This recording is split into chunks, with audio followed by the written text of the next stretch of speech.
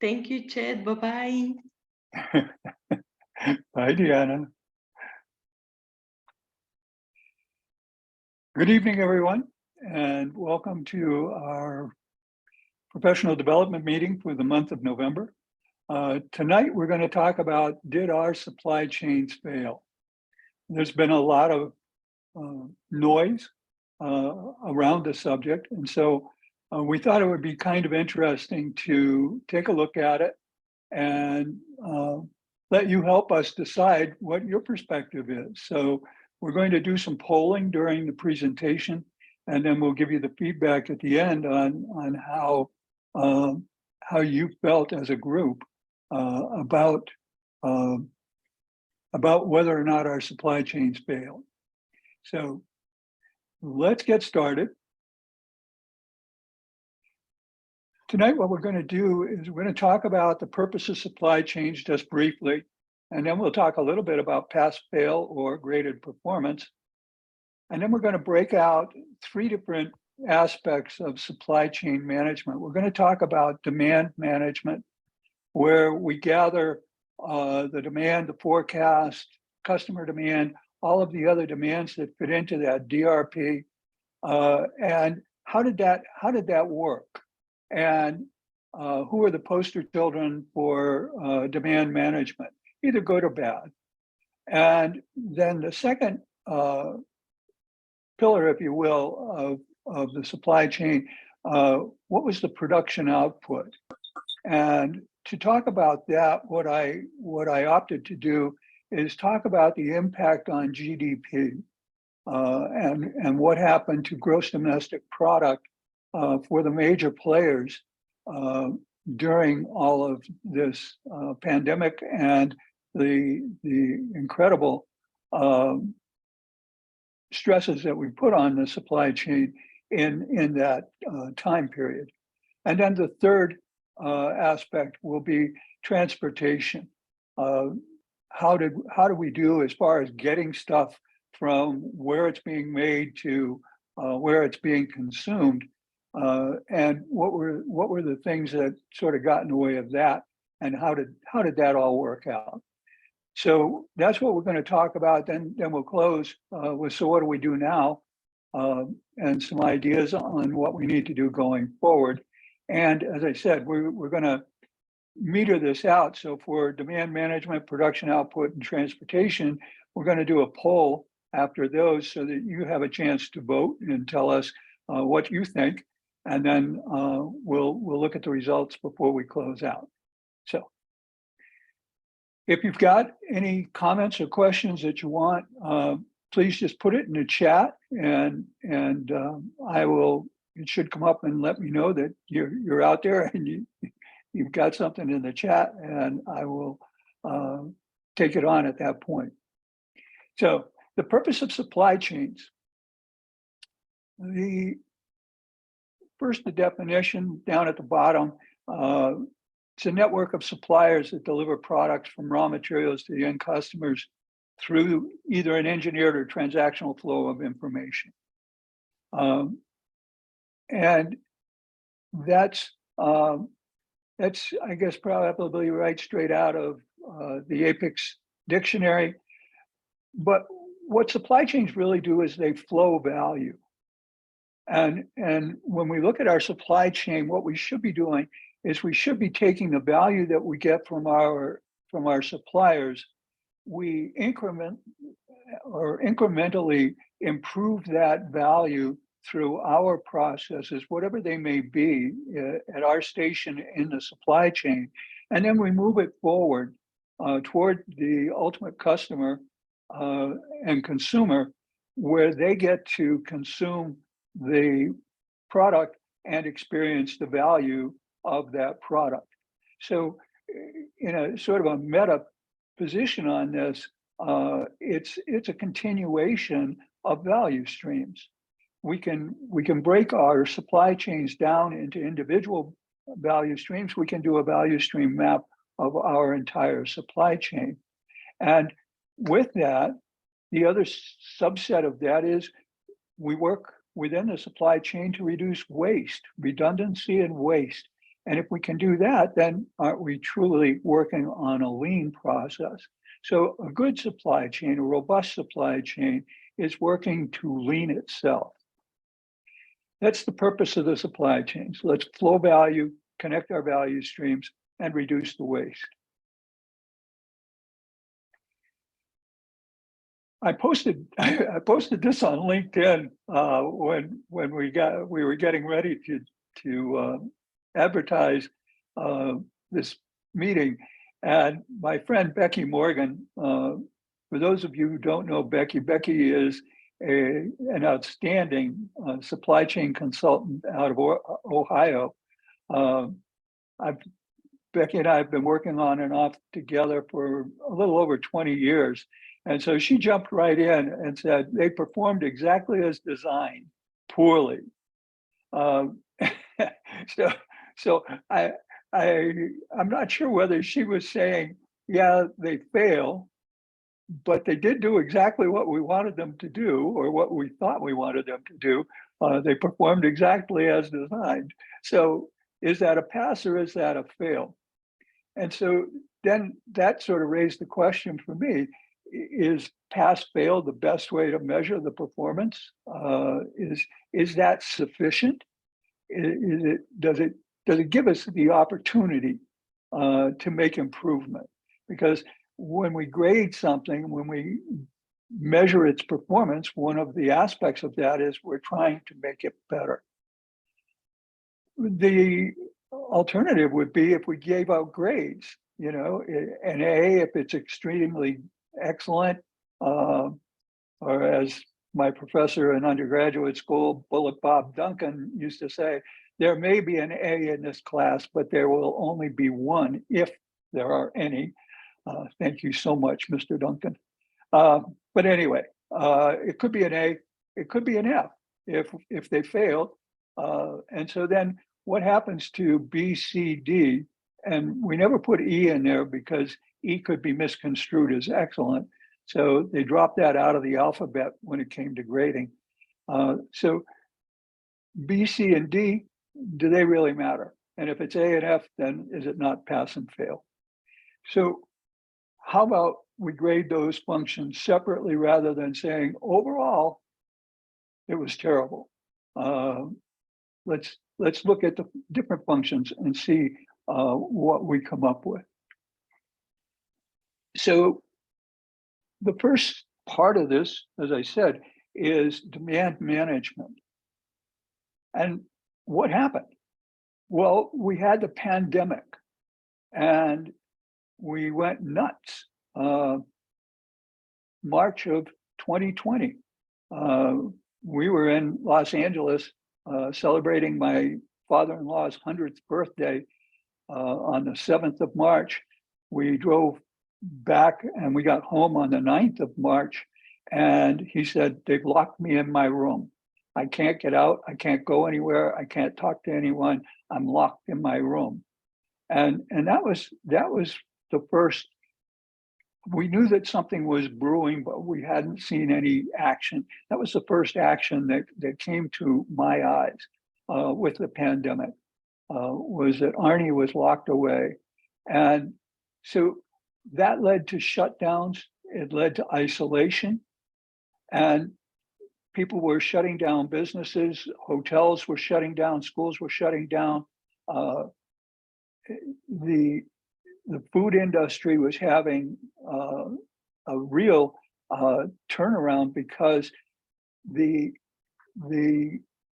main buyers of food products in one complete supply chain, and that the folks that are preparing multiple meals or a large number of meals, school hot lunch programs, hotels, and others that are preparing large amounts of food, they were shutting down and they weren't buying that. And so the food was in bulk containers, and the consumption shifted and it moved to got to be on the grocery store shelves.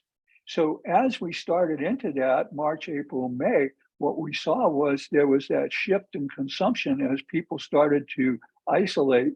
And we saw a whole bunch of people that were out buying, panic buying. And I know I had to go searching for toilet paper at least twice. So yeah, all of that shifted and changed, and it affected food, but it also affected electronic devices. People started making other choices about where they were going to spend their money. And if they were going to be home, then they wanted the latest and greatest electronic devices so that they could play on the internet or do whatever. And so they were out buying upscale electronics. Clothing shifted.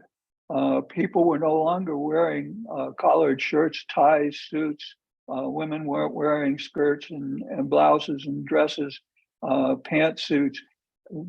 Everybody was pretty much in sweats and sneakers or soft shoes that they could sit around in their living room and be comfortable. Zoom happened, and boom, here we are, still using Zoom. Apps, there was a rush to get apps onto the market, and there was a fairly significant upswing in the number of apps available for your telephone through Apple, or for your Apple devices through the Apple Store, and through Google for the generic. So all of that happened, and then automobiles. And there's a question mark here because it's kind of a strange thing. Automobiles, or the demand for automobiles, dropped, but then automobile manufacturers were having problems. And we're going to talk about that a little bit further into this. But they were having problems. And so then all of a sudden it was like, oh, automobiles are short. And so if there's a shortage of automobiles, we need to run right out and buy one. And so the panic buying sort of moved over to automobiles.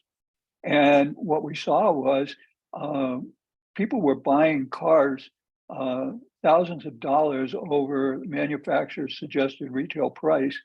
And they were buying used cars for almost as much, if not sometimes more, than they could get a new car, if they could get a new car, because there was a very tight limit on supply.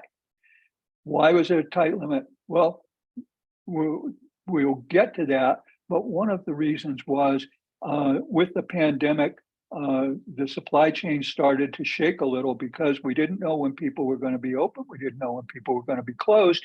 And how were we going to get all of that product to where it needed to be, get it assembled, get it done, still abide by the rules that controlled how many people could be in a space, and whether we had to wear masks, and whether we had to have personal protective gear, and so on and so forth. So all of that was happening, and all of that was impacting our demand management. We had our forecasts, we had our historical numbers for seasonality, we had all of that stuff lined up, and we had our plans in place for what was going to happen in 2020. And it all went out the window. And so then we were freebooting. We really weren't sure what we were doing. So let's look at a couple of the players here. And we'll start with the computer chips, because that was one of the reasons why automobiles were so hard to get. They were using a lot of chips and sensors and various controls. Think back, if you can think this far back, to about 2010. In 2010, if you bought a car, it might have a Sirius radio kind of thing in it, and it would have a stereo system with some really cool speakers built into the door. And you might be able to get a remote to open and close the doors and that kind of thing. But that was about it. And then you look at the cars that they were building in 2020, 2021, 2022, And what's the difference? Well, they're like gas-powered computers. You've got everything. You've got all of your apps that are on your cell phone are now available in the car. The technology is there. You can just uh, tell the computer, look at my daily calendar, and it will tell you what my next meeting is, and you can just pull that off and then give me directions as soon as I turn on my car to that next meeting. And so all of this happened in a very short period of time. And one of the major chip manufacturers that we're familiar with is Intel. Now, when Intel started, they had an original business plan that looked out about 50 years, and it led the world to the use of computer technology. So why did they go that far? Well, when they started thinking about and beginning the original business that became Intel, there was no such thing as electronics. Um, they were still toying with this thing that might work called a transistor. But that was kind of a shaky place because there was no science. And so what they had to do was they had to invest in education. They had to go out to colleges and universities and create a curriculum and have people educated in the world of that was evolving as they were doing this. And they had to create a computer chip manufacturing as part of electronics. They had to create the science of electronics. So they did that. And then we fast forward and we see that the sensor and sensors technology is one of the fastest growing markets for the hardware that Intel makes. Because cars now, where they might have had a few sensors a few years back, now have literally hundreds of sensors built into them. And so every car has a large number of sensors.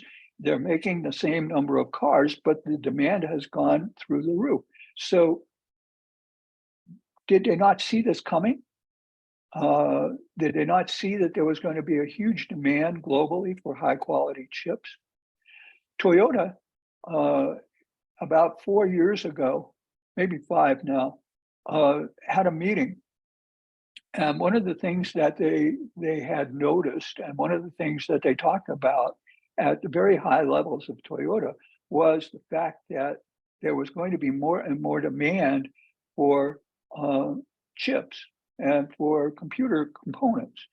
And so one of the problems that they foresaw was there were a lot of product out there, but each of them had different terminations.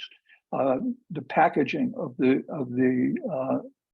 actual chip itself, and so they were specific about which ones they wanted in their car. But then they said, well, there's a whole lot of product out there, but there's a growing demand for it. If we could buy just any chips on the marketplace that had the electronic qualities that we're looking for, but the terminations may be different, could we build a universal socket that would allow any of these to fit into our car? And so they set a team of engineers to work on that. And about 3.5 years ago, they developed one. And so at that point, they started buying up chips, and they bought quite a stockpile. And it's worked for them. The problem that they had was they didn't tell their suppliers that that was what they were doing. And so what happened was Toyota could build the cars, but the people that were building the other things that were going into that car couldn't because they didn't have chips. So they were a little better off than some of the other car manufacturers, but they didn't get quite there. So I go back to Intel. Were they secure in their market position and they stopped looking forward? What happened in their demand management plans that didn't foresee the need for this? And what have we seen since? To be fair, they're opening another chip plant in, I believe it's in Columbus, Ohio. They're looking at some other sites for other chip plants. they're working the existing factories to meet as much demand as they possibly can, but they're still behind the curve. And it takes 2 to 3 years once you've started the building to get a building together, get it clean, get it together so that you can use it. Um, these things are kind of delicate, and a small speck of dust can ruin a whole disc. So you have to be careful. Another aspect of what's been going on, and another highly impacted area, is food. I mentioned that the food was being bulk packed, and that came on the heels of, I'm not sure all of you can recall, but there was a time when the farmers were turning under their crops because they couldn't find anybody to help pick it. They couldn't get the stuff packed. They couldn't get it to market, so they were turning it under and taking a loss. Well, they got by that, and they were making their foods, processing the foods, and getting the foods out. There's never enough food for the world. There are always people in our country, in our city. There are people who are they have trouble getting enough food. They are in doubt as to whether they will have a meal tomorrow. So one of the things that people have begun to realize is that food is going to replace crude oil as one of the most sought after resources in our world. We're starting to see the beginnings of that, and it's going to get much more intense. And so companies started moving toward plant-based foods. The reason for that, they're relatively new, but they have the ability to make some good food out of plants, different plants, and plants that aren't well known and aren't in high demand, but grow pretty well. We see climate change is impacting the growing seasons and the amount of rain falling on the fields. And so that's impacted our growth as well. And then easy land development is converting fields into city blocks and housing developments. And as I was thinking about this the other day, and I was trying to put it into my thought process, about 25 years ago, I did a presentation for a group in Juarez, and we were in that nightclub that was like a golf ball on Triunfo de la República, just outside of Plaza San Lorenzo. And we were up there in that thing, and I had the whole group turn and look, and we were looking beyond the Campestre and across beyond the Bermudez Park, and you could see where they were digging up the fields and moving earth around so that they could start building more factories and more homes. And I made the comment then that within 50 years, probably, they would start tearing out all of the stuff that they were building then and replace it with fertile soil so that they could go back to growing, and they'd start moving the people up the hillsides, because you can live on a hillside, but you can't grow crops where there's no soil. And so they need that bottom land, they need the land along the valley in order to grow crops. And I think it's going to be more and more important, and people are going to start putting pressure on taking that land back to grow food. Just in the recent days, we've seen that war is impacting the shipping of grain and wheat to countries in need. One of the biggest grain growing areas in the world is currently being savaged by Russia. And so they had an agreement, they were going to ship grain and process that material and take it out by ship. And then Russia got upset because they were trying to sink the Russian Navy in the Black Sea. Well, go figure.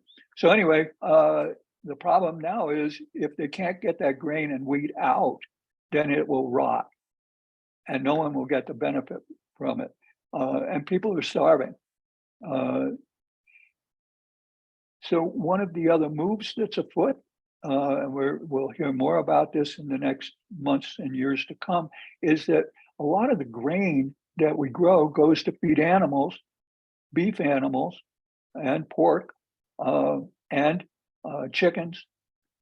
And we feed the animals, and then we slaughter the animals, and we use the animals for food. And the grain itself could be food for many more people than the ones that get to eat slaughtered animals. So the plant-based people are moving in, and that's going to create more tumult in the food supply chains as we see things that were not popular before becoming popular, and it's going to shift again. So are we ready? Are we going to be able to deal with that? So that's how I see demand planning and the issues around demand planning. Deanna, if you can bring up the poll.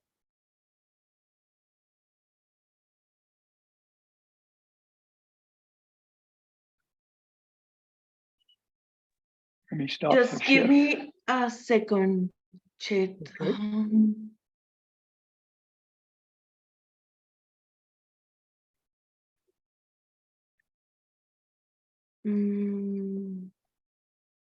Should be a little icon on the top. Yes, on the top, but it tells me I'm logged in another device. It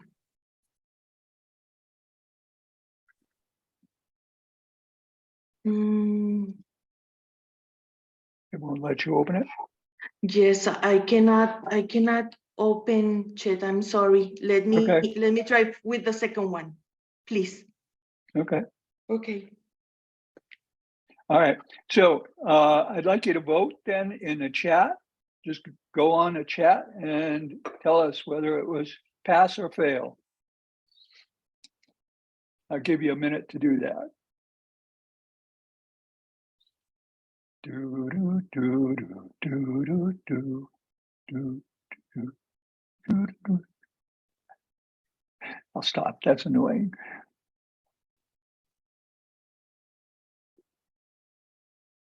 I'm not seeing a lot of stuff in the chat.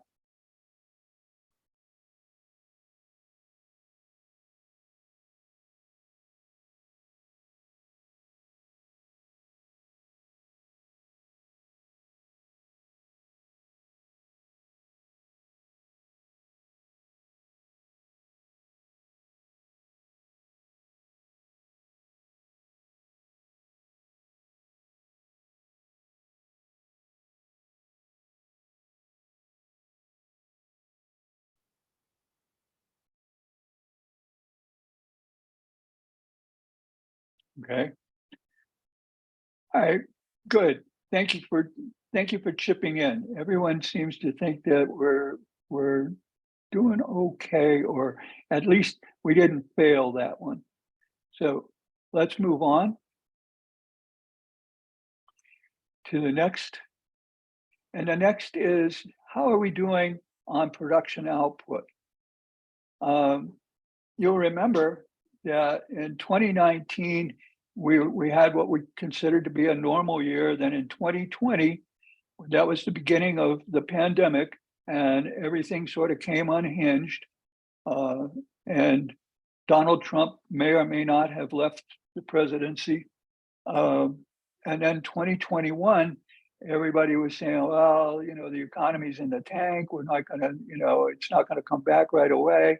And 2022, yeah, it should be a little bit better this year. So if we look at the GDP in billions of US dollars, that top line, the blue line, it starts with 21,373. That was 21,373 billion dollars was the GDP of the United States in 2019. And you can see it fell about $500 billion, a little less than that, 480 billion. And then in 2021, it rebounded and it grew by over $2 trillion. And then into 2022, the projection on the GDP for this year for the US is that it will be at 24,796 billion dollars. So think about that for a second, because that doesn't track with what I've heard on the news. The gloom and doom, even Bloomberg has been saying, the economy. Well, yeah, there are some things in the economy that I'd like to have different, but if we're talking about what we're doing as far as building and as far as creating value, we've gone basically $4 trillion up since 2020. The red line right below that is China. And you can see that China didn't go backward in 2020. They actually went forward a little, 500 billion, about the same amount that we came down. That's not a cause and effect. And then they stayed right about there for 2021. It stayed almost flat. And now in 2022, it looks like they're going to grow again. They've had some internal issues beyond the isolation and shutting down cities and shutting down the ports and doing everything to try and keep from having a really bad time with COVID. They've done everything they can to forestall that, and people thought it was going to ruin their economy. It doesn't look like it's having that kind of impact. Then the next two lines are kind of difficult to see. The Japan line looks like it's flat. It looks like it's the x-axis of this graph. It's not. That's Japan's economy. And then Germany is the fourth largest economy in the world. And you can see that even they went up a little bit from 3,843 billion to 4,557 billion in 2022. So they had a pickup. So we look at the numbers and we say, okay, what's that telling us? That our manufacturing and our output of product in all the aspects of our economy seem to be working pretty well.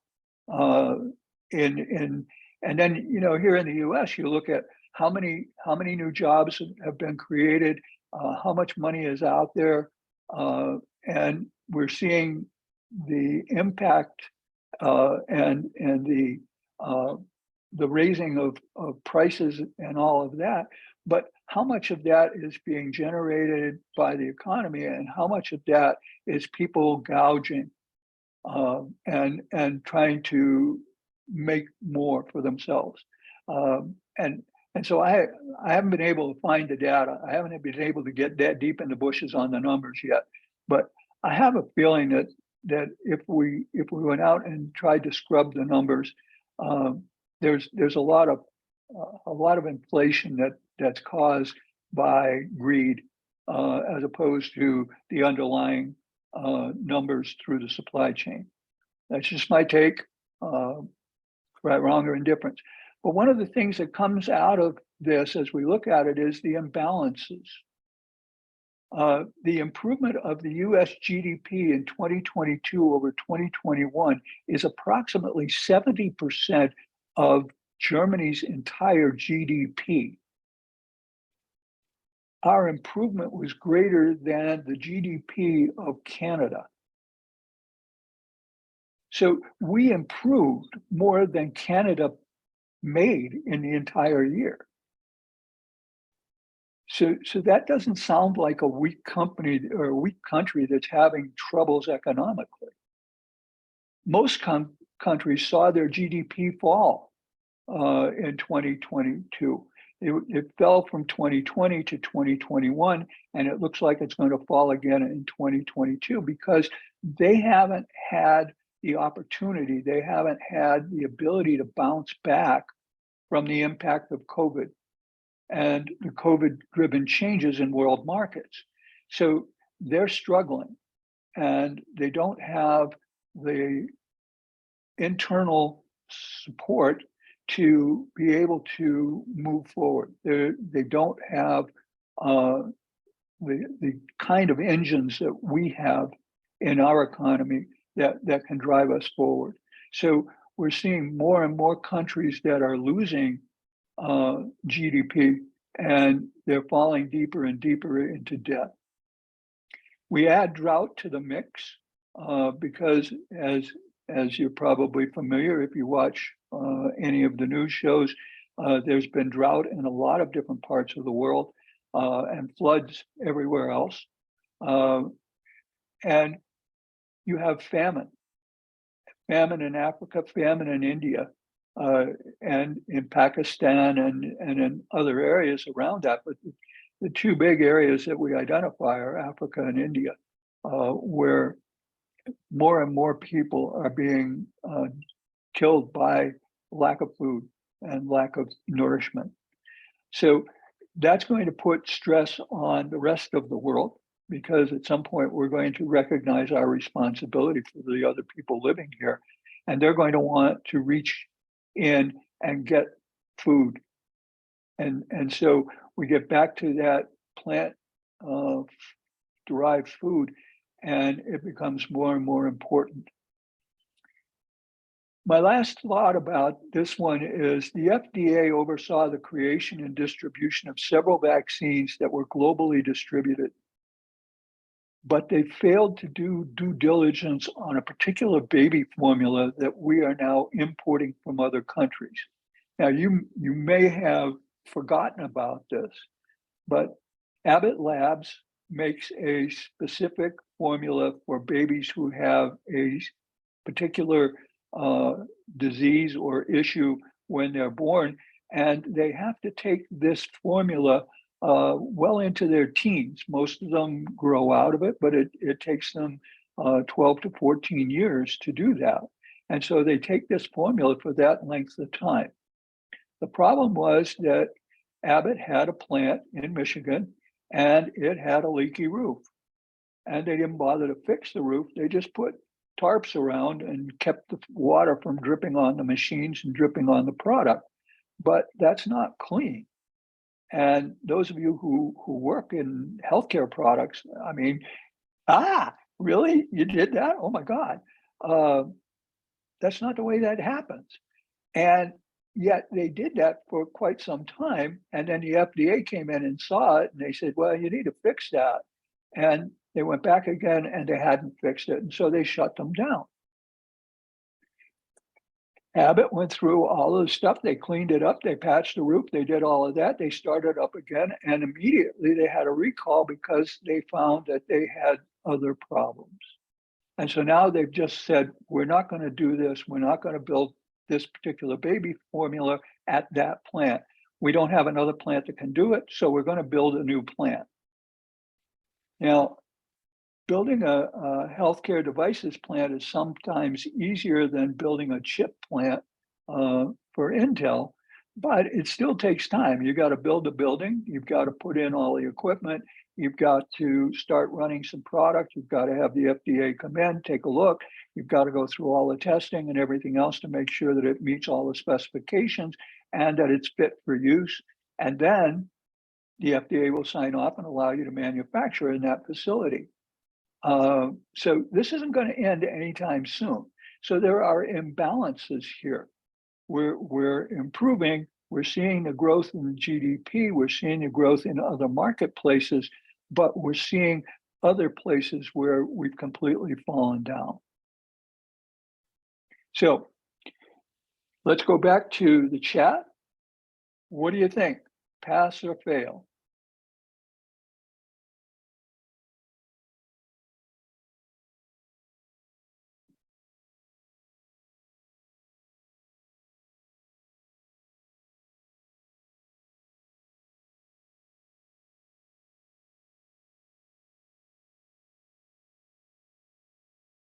Okay, can you try the pool? Or the poll rather? Oh, I got it. Oh, hold on 1 second. Maybe I can do this. Oh yeah. Okay, that was the demand planning. Let's go to the production. Let me launch. Okay, production output, single choice, pass or fail.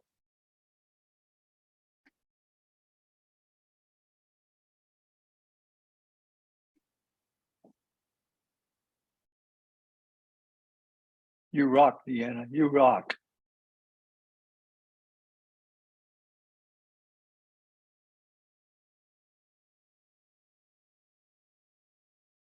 Come on, there are 8 more of you.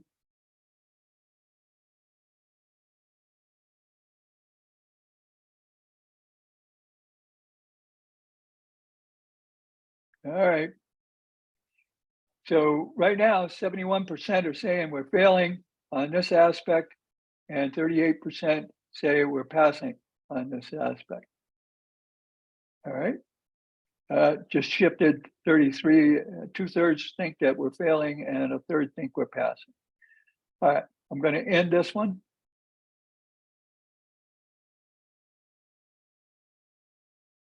Here you can see the, this is how it worked out. 9 votes, 2/3 one way and 1/3 the other way. All right, so.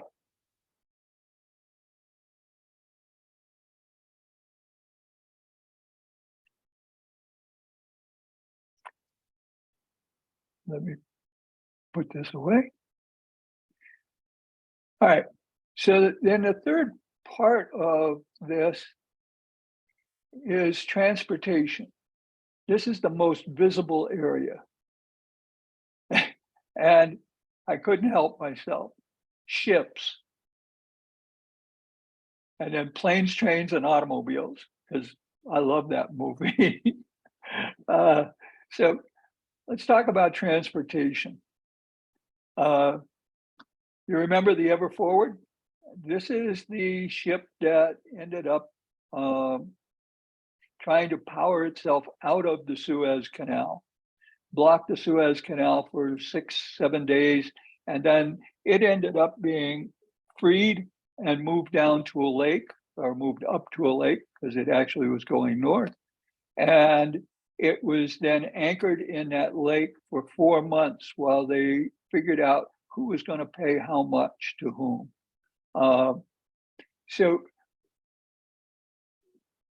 a ratchet forward a year after that, and another one of the Ever ships got stuck in the harbor at Chesapeake Bay, just outside of Baltimore. And that created a whole other set of problems. So these are the poster children, if you will, for the issues in transportation. We saw that the GDP went up in 2020, or down a little bit in 2020, and then up from there. But if you look at the TEUs received in Long Beach, and what they did was they took the month of September from 2016, 2017 on up through September of this year, 2022. You can see that in 2020, they received just over 400,000 TEUs. A TEU is a 20-foot container. That's considered 1 TEU. So a 40-foot is 2 TEUs. So they had over 400,000 20-foot containers, 200,000 40-foot containers were received in Long Beach. That's up from about 27,000 in September of 16 and 32,000 in September of this year. You can see that the volume has come down, spiked in 2020 and is coming down. So the thing that some people forget is you got all of these coming in, but in order to get that ship out of the harbor, you got to have some empties to put on it. And this is what getting the empties looks like. These are trailers, trucks lined up, trying to get in to drop containers that are empty so that they can be put back.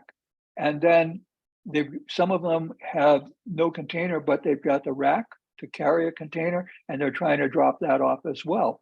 And that has to happen so that you have the circular flow, if you will, in that part of the supply chain.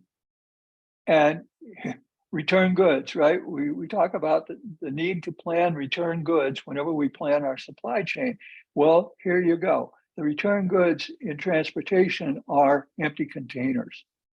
And so here they are lining up, because for every 240,000 TEUs that come in, you got to have 240,000 TEUs going out. Whether they're empty or loaded, they're still a TEU. And so you've got to make sure that you've got the returns going.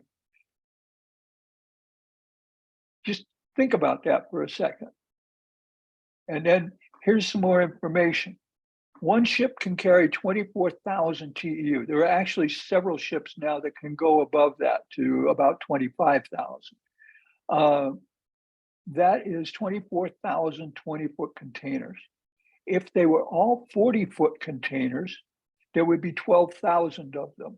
And if you hauled them all by truck, bumper to bumper, figuring 6 feet for the cab and power unit and the overhang on the back end, so that it would be 46 feet.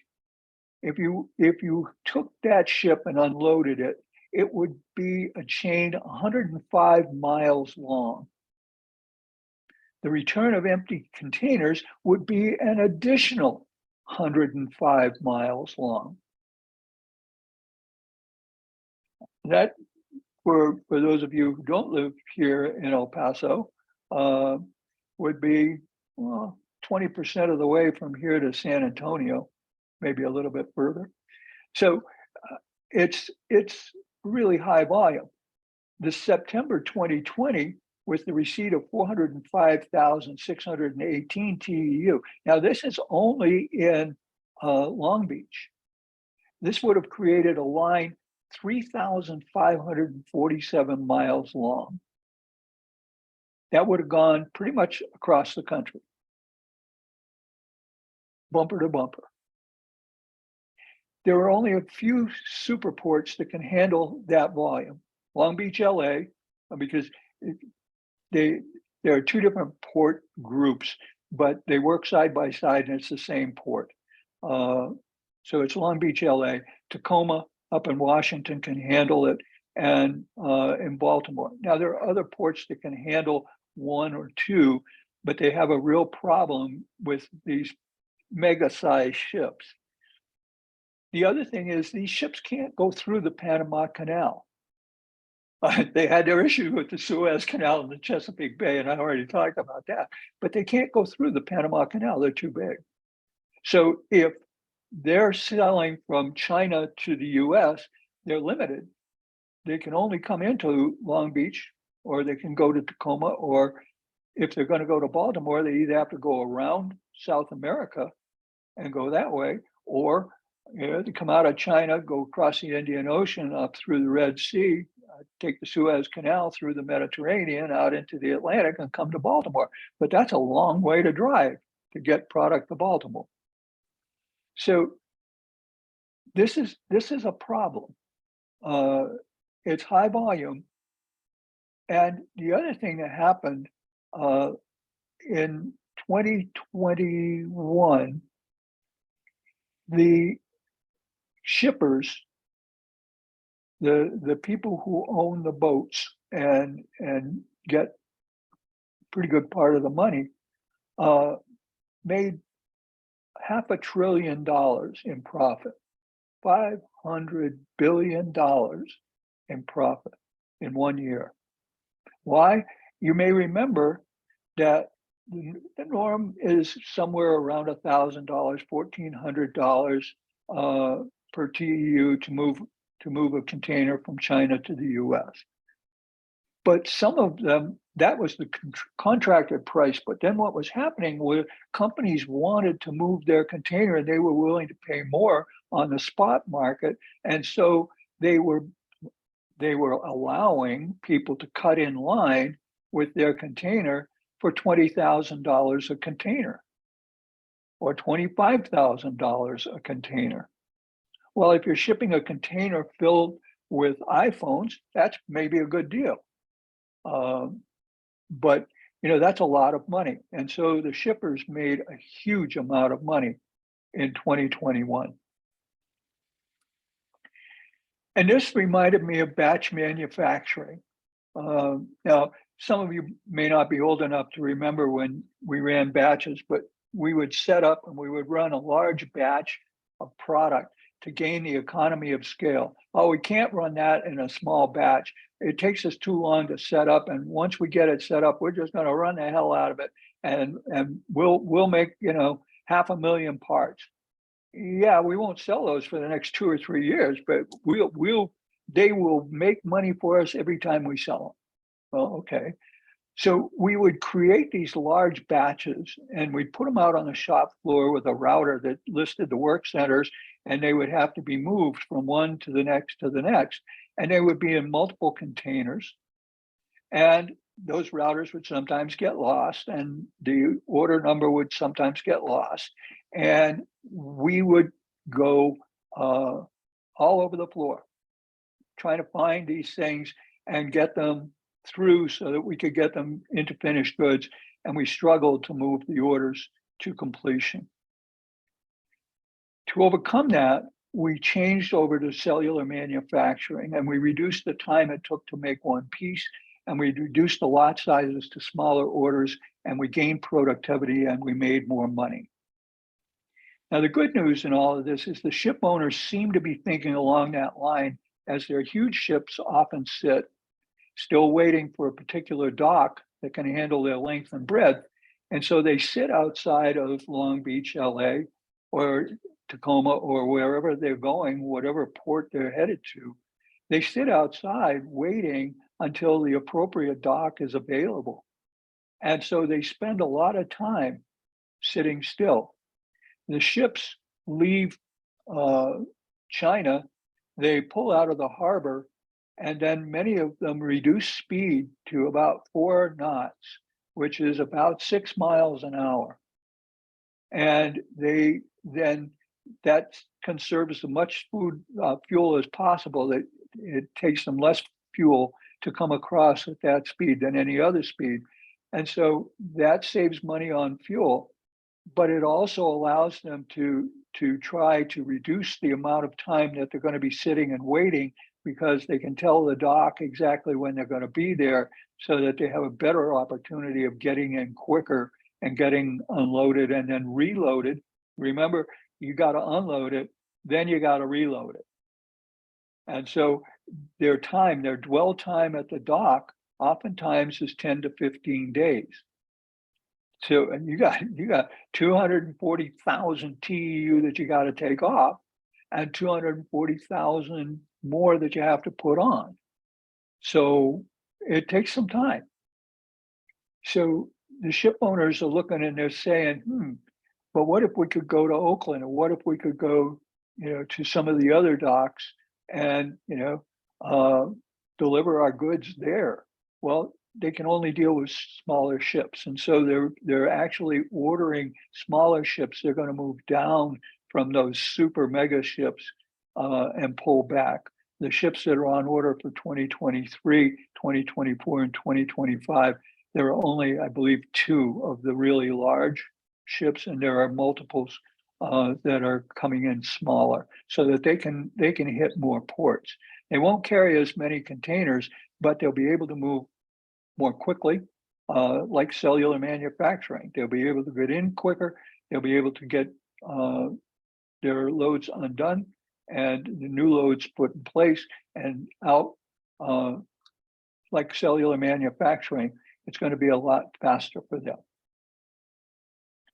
But wait, there's more. We're on the verge of a rail strike across the U.S. The government has intervened, and they've put them on a cooling off process. They're supposed to have a contract arranged and ready by the end of the year. But depending on whose gossip you listen to, it's either close to being done or it's not going to happen. And so what will happen then? Will they be forced to continue to work on the existing contract? I don't know. We'll see what happens. But the rail right now is sort of tenuous beyond the end of the year. And remember that the rail cars are hauling. The reason we don't have 100+ mile long trains of trucks carrying those containers is a lot of them go on trains and they can double stack them. And then instead of 46 feet for one 40-foot container, you've got two 40-foot containers in about somewhere around 60 feet, probably a little less than that. So you can put a lot more on the train and move a lot more of those containers. California enacted a law that made the owner operators have to be employed by the carriers for whom they carry freight. In the past, they've always been owner operators have their own.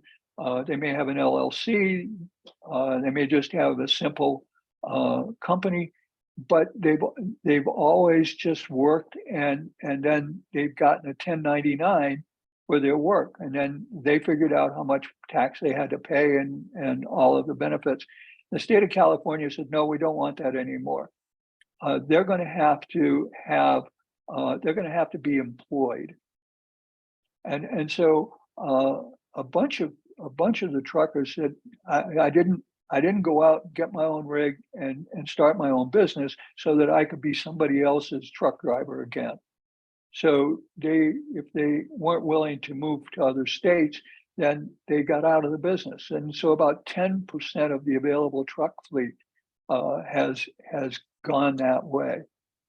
And then the diesel fuel has been hanging above $5 per gallon for different reasons. And then 2 weeks ago, there were outages along the East Coast because the refineries in the East had switched over to heating fuel, and they didn't make enough diesel to keep all the trucks moving. And so there was all kinds of different things going on with people trying to find fuel so that they could get out of the Northeast and get someplace where they could buy tank loads of diesel. And so that forced another 5 to 7% of truckers to come out of the business because it was either quit or face bankruptcy, because there's been a reduction in the loads and they're not getting paid. So it's a struggle, and we're seeing a dying off, if you will, of owner operators and small trucking companies. And then the airlines, you may remember this, nobody was flying during the pandemic. And so the airlines, to reduce costs, suggested that many of their aging pilot population take early retirement. And they did. And then they said, wait, the pandemic's over. We need to fly more planes. You need to come back. And they don't want to come back. And so they're working on this. They're moving pilots into the airplanes faster than they have in the past. And yet they're trying to do it in a safe way. But they're moving people out of commercial into passenger. Well, if they come out of commercial, who's flying a commercial planes? So there will probably be shortages for pilots for another year or so before they can get enough pilots together to get everything back up and going. So before we go to this, let's go back to the poll.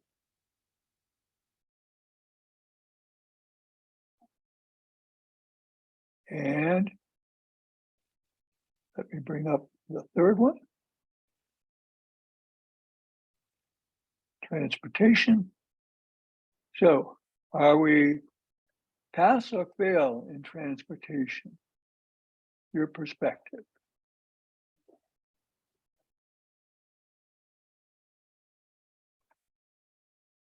Okay.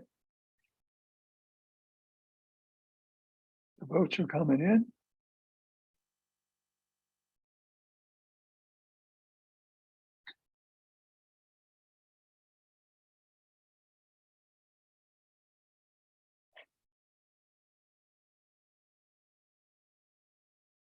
All right, we've got 6 votes in so far.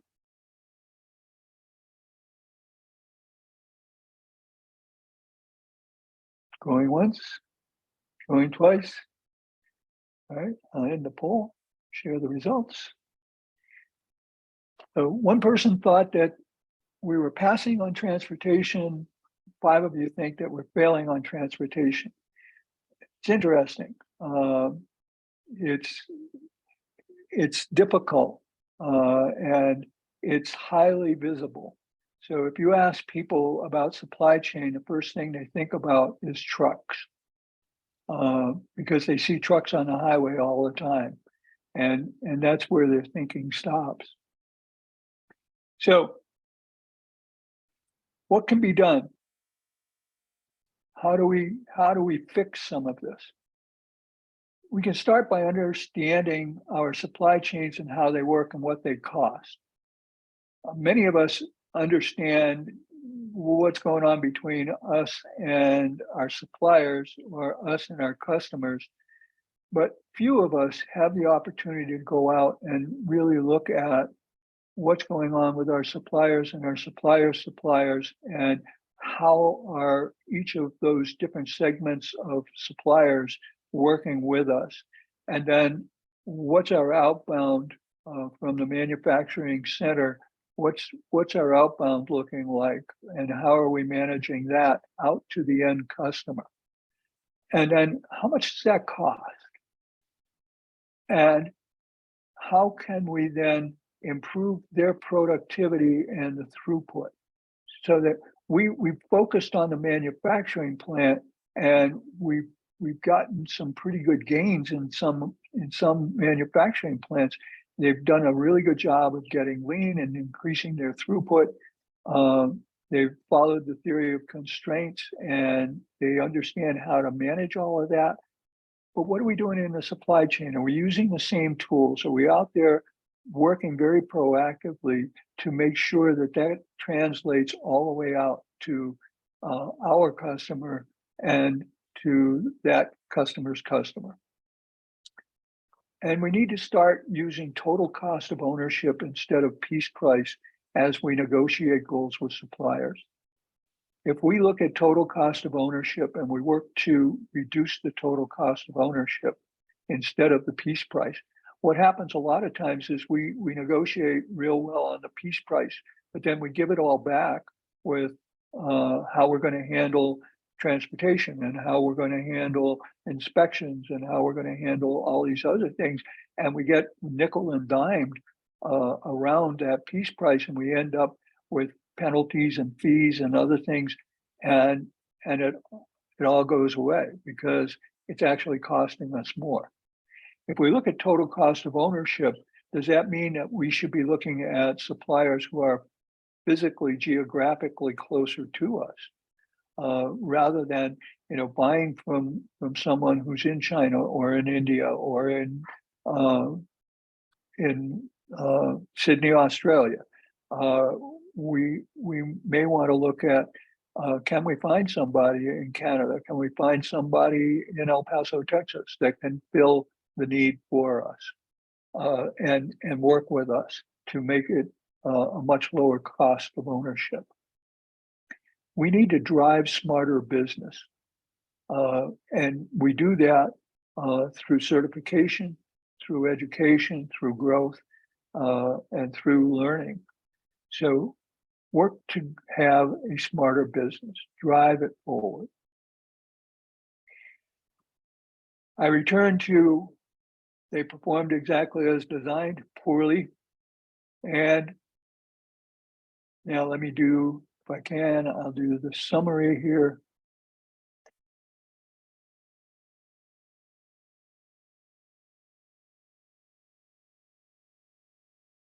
Okay, stop sharing, and then will it allow me to do. Now, I guess it's not gonna allow me to do the summary, but demand we said was a pass. Production we said was a pass. Transportation we said is a fail.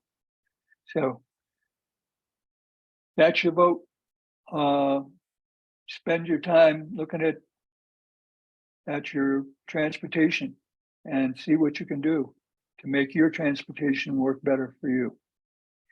Thank you so much for attending. I got one more slide, I think. Yeah. Questions?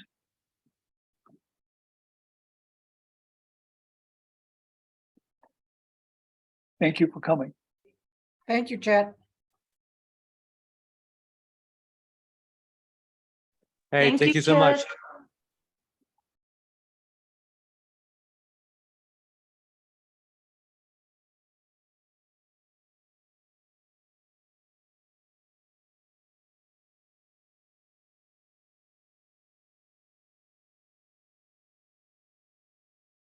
Thanks for joining us.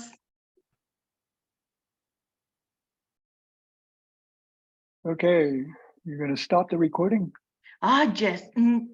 Please, Chet, if you help me to do it, co-host again. Mm-hmm.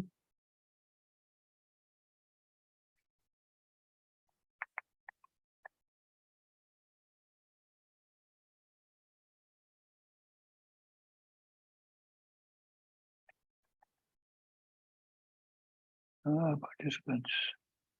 Here we are. So, make co-host. Yes. Okay, you are a co-host. Oh, wait a second. Aris. Somehow that went to Aris Medrano. Ah, Oh no. it's gonna take over. Okay, this is Diana Bailon. That's the person. All right, you're now the co-host. Yes. Stop recording.